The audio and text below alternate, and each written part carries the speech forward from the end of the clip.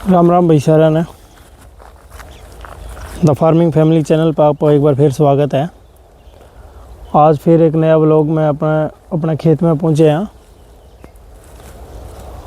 तो आज मैं दिखाऊंगा आपने कि जो 3-4 वीडियो पहले मैं बताई थी नहीं बात है भाई, गेहूँ है ना वो थोड़े दिन में जमानू जो हरियाली है वह ख़त्म होने की कगार पे है।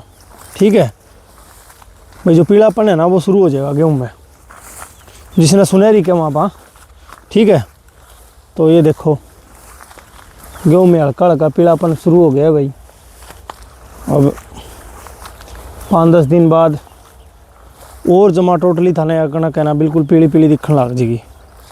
ठीक है, तो इस महीने के अंत में या 1-2 तारीख बाद में गेहूं की कटाई लगभग शुरू हो जाएगी, क्योंकि जिस हिसाब में गर्मी पड़ी है पिछले दिनों में तो बहुत ही ज़्यादा भयंकर गर्मी पड़ी है। दिन में रात में ठंड हुई है, दिन में गर्मी पड़ी है।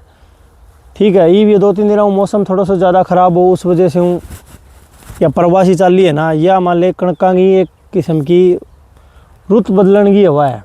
ठीक है, तो कणका में पूरा प्रभाव पड़ा है वही वो जी लगा के ना, तो कणका सारी लगभग पीली हो जाएगी। देखो मैं आपको बैक कैमरे से देखो बहुत ज़्यादा फ़र्क पड़ गया कणका में। ठीक है, देखो ये पानी लगाने के बाद थोड़ी बहुत आडी भी पड़ गई कणक, क्योंकि पिछले 2-4 दिन हवा नहीं पर वह काफ़ी तेज़ चालन लग रही है। तो कई जगह बारिश भी हुई है, ओला भी पड़े है, उस वजह हवा नहीं काफ़ी तेज़ चालन लग रही है। अच्छा, कणक की हाइट ज़्यादा है वह वजह कणक थोड़ी ज़्यादा नीचे गिर गई, ये देखो। और इसके सारे आपने एक कनाल में बरसीन बीज रखी है वैसा खतर, तीसरा पानी अभी लगाया है, बरसीन जमा बढ़िया खड़ी है।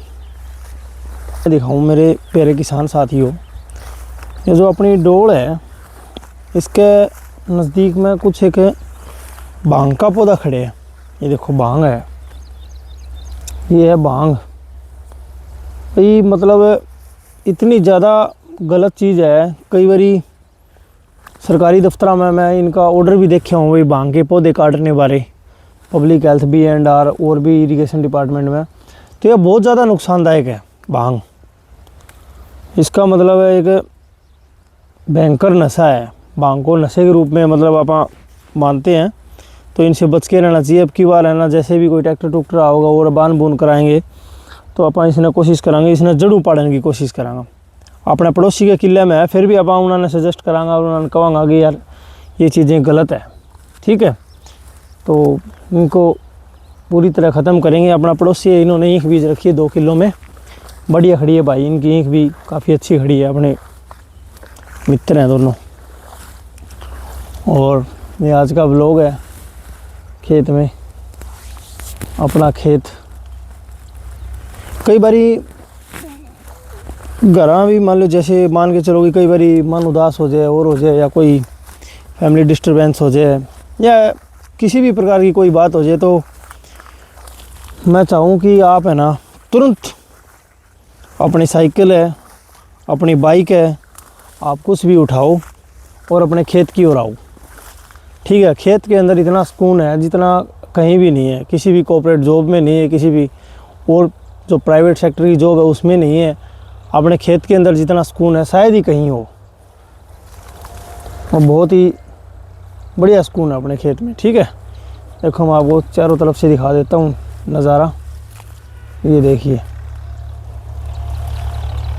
बहुत ही भयंकर, चारों तरफ सभी पड़ोसियों ने गेहूँ की बिजाई कर रखी है।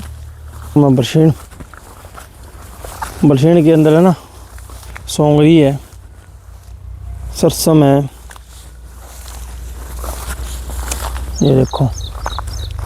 ये अपने जो बुढ़ेरे थे उनकी एक आदत होया करती भी बरसीन में ना, बरसीन के अंदर सरसम के बीज गेट दिया करते, और वो बीच बीच में बरसीन आपा काट लिया करना, और जो सरसम बच जाए नहीं वो लास्ट में निकाल लिया करा बरसीन। या राई भी है, देखो कुछ राई का बीज भी बो दिया करता, भी चलो कोई अचार उचूर डाला है और डाला है तो उसमें थोड़ा बहुत घर की खेती में फ़र्क पड़ जाए।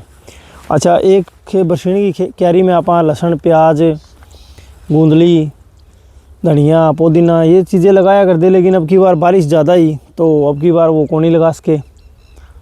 ठीक है, बारिश ज़्यादा ही तो पहली बार शायद मेरे इतिहास में पहली बार ही मैं आल में बरसीन बीजी हाँ भाई। जहाँ तक मेरे याद है मैंने आज तक देखा को नहीं कदे, क्योंकि हमेशा बरसीन सूखा में बीज गए उसके ऊपर बाद में पानी लगाया करा।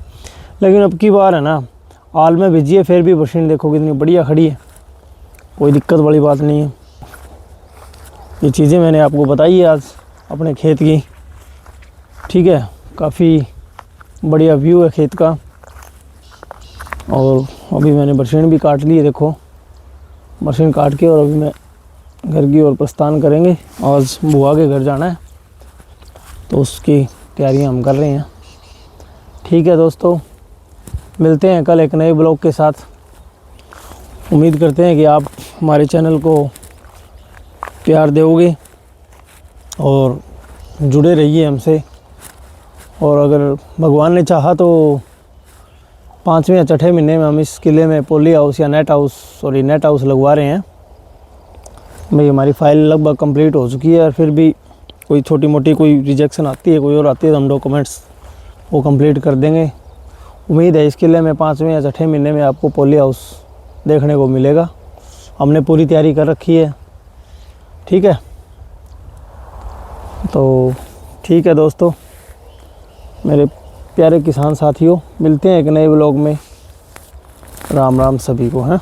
ओके।